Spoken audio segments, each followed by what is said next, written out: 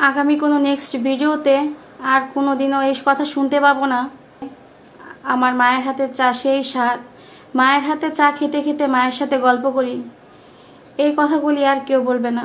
কারণ মা যে পৃথিবীতে নেই, আমি না জানি না, মানে আমি তাদের রক্তের কেউ না, বিশ্বাস করেন আমি তাদের কিছুই না। কিন্তু কেন জানি মনে হচ্ছে যে মানে আমি নিজেই মানিয়ে নিতে পারি না, আমি তৃতীয় ব্যক্তি হয়ে। আসসালামু আলাইকুম, কেমন আছেন সবাই? আশা করছি সবাই ভালো আছেন। আজকে অন্য কোনো ভিডিও নিয়ে আসিনি, আজকে আসছি কিছু দুঃখের কথা শেয়ার করার জন্য। আপনারা হয়তো বা অনেকে চেনেন জানেন, বাংলাদেশি ব্লগার তিশা আপু এবং তার হাজব্যান্ড বাপ্পি ভাইয়া, সবাই চেনেন, তারা ইউটিউবার। আর বাপ্পি ভাইয়ার আম্মা ইন্তেকাল করছে, এটা আপনারা অনেকেই জানেন। আর আমি যে কথাটা শেয়ার করতে আসছি সেটা হচ্ছে, আমি খুব কষ্ট পাচ্ছি বাপ্পি ভাইয়ার আম্মার জন্য। হয়তো বা আপনারা অনেকে বলতে পারেন যে আপনি ওনাদের কে হন। আসলে কি জানেন তো, আমি ওনাদের কেউই হই না। আমি তাদের কোনো আত্মীয় না, কোনো স্বজন না, কোনো কিছুই না আমি। কিন্তু আমি তিশা আপুকে ফলো করি আজকে 5 থেকে 6 বছর। সেখান থেকে তার হাজব্যান্ডকে ফলো করি, সেখান থেকে ফুল ফ্যামিলি সবাইকে ফলো করি। আর তাদের ভিডিওর মাধ্যমেই দেখতে পাই বাপ্পি ভাইয়ের আম্মুকে। তো তাকে আমি অনেক সম্মান করি, শ্রদ্ধা করি। তিনি একজন মানুষ, লাখে একজন মানুষ। এই ভিডিওর মাধ্যমেই বাপ্পি ভাইয়ের আম্মার প্রতি আমার ভালোবাসাটা একটু বেশি বেড়ে যায়। তাকে আমি অনেক সম্মান করি, আর তাকে না পার্সোনালি আমার অনেক ভালো লাগে। বাপ্পি ভাইয়েরা হচ্ছে এক ভাই এক বোন।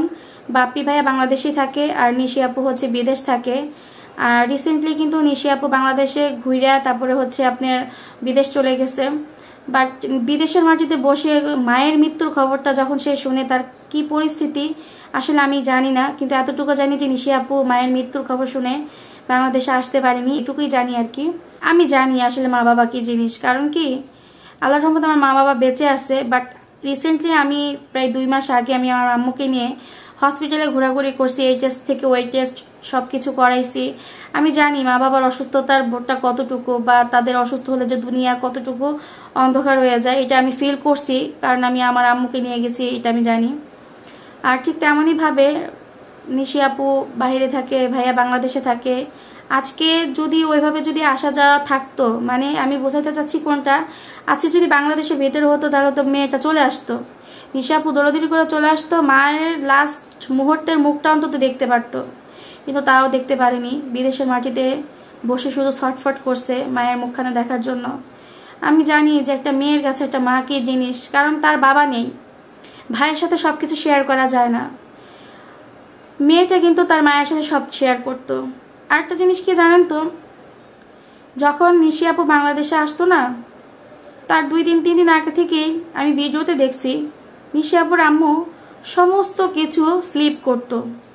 মেয়ে কোন জায়গার চানাচুর পছন্দ করে, মেয়ে কোন জায়গার আইসক্রিম পছন্দ করে, মেয়ের গুড় নেবে, খেজুরের গুড় নেবে, নাকের গুড় নেবে, তারপর হচ্ছে ম্যাগি নুডলস পছন্দ করে। আমি ভিডিওতে যতটুকু দেখছি সেটাই বলতেছি। সমস্ত কিছু স্লিপ করে সেগুলো আনায়া তারপর প্যাকিং করা শুরু করে। কাকে কি দিবে না দিবে, তিনি এমন একজন মা ছিলেন। মেয়ে যখন বলতো মা তোমার কিছু লাগবে কিনা বলো, মা তো নারাজ, মা বলতো যে না আমার কিছুই লাগবে না, শুধু তুই আয়, তুই আইলেই চলবে। কিন্তু কি জানেন তো, এখন তো আর বলার মতো কেউই নাই। মেয়েটা কার সাথে বলবে মনের কথা?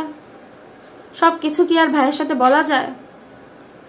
ভাই অনেক আপন, অনেক ফ্রেন্ডলি, তারপরও কিছু কথা থাকে না মায়ের সাথে, সেই কথাগুলি কিভাবে বলবে? গতকাল রাতে আমি আমার হাজবেন্ডের সাথেও পর্যন্ত কান্না করছি যে আজকে নিশি আপুর জায়গায় যদি আমি থাকতাম আমি কি করতাম। আমি মনে হয় নিজেই মানে কান্না করতে করতে মরে যেতাম। মানে মা নাই দুনিয়াতে, বাবা তো নাই দুনিয়াতে, মাও শেষ পর্যন্ত মারা গেছে। মানে এই জিনিসগুলি ভাবলেই, নিশি আপুর স্থানে বসে যদি ভাবি, তখন মনে হয় যে আমি বেঁচে থাইকেও আমি মৃত।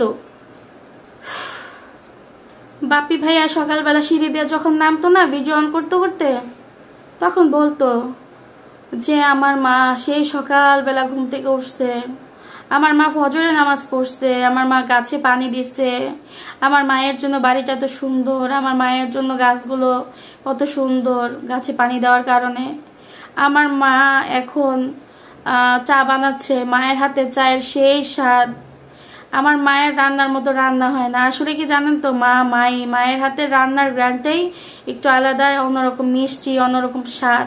মায়ের সাথে তো কারো তুলনা হয় না, মা মাই।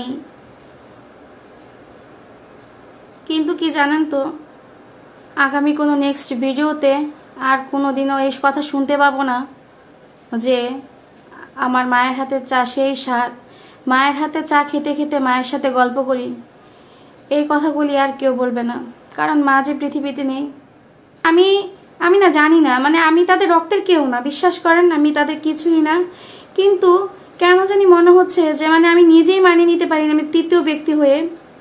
আর তারা তাদের গর্ভধারণী মা চলে গেছে, তিশাপু তো কান্না করতে করতে বলতেছে আমি এত বাড়িতে কি করে থাকবো। আল্লাহ তাআলার কাছে একটাই চাওয়া, যাতে ওই পরিবারের আল্লাহ তাআলা ধৈর্য শক্তি বাড়ায় দেয়, আস্তে আস্তে যাতে তাদের মন ভুলায় দেয়। কারণ তারা যে কতটুকু সহ্য করতেছে, কিভাবে কি করতেছে একমাত্র উপরওয়ালাই জানে। তো আল্লাহ তাআলার কাছে এটাই চাওয়া, আল্লাহ তাআলা তাদের ধৈর্য বাড়ায় দেখ, তাদেরকে শক্ত করায় দেখ। এবং সবাই বাপি ভাইয়ের আম্মুর জন্য দোয়া করবেন, তিনি যেন জান্নাতবাসী হয়, কারণ তিনি অনেক ভালো একজন মানুষ ছিলেন। আর বাপ্পি ভাইয়া, তিশা আপু তারা তো বাড়িতেই আছে। তো আজকের ভিডিওতে দেখলাম খুবইভাবে নিজের বাড়িতে চলে গেছে।